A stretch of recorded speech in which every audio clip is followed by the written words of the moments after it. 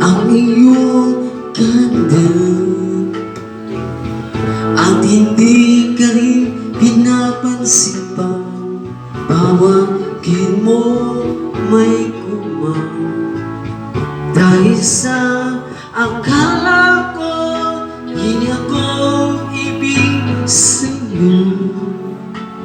Ikaw pala ang aking sa puso ko. Ano ang gawin ng utos ng damdamin para ba higit kay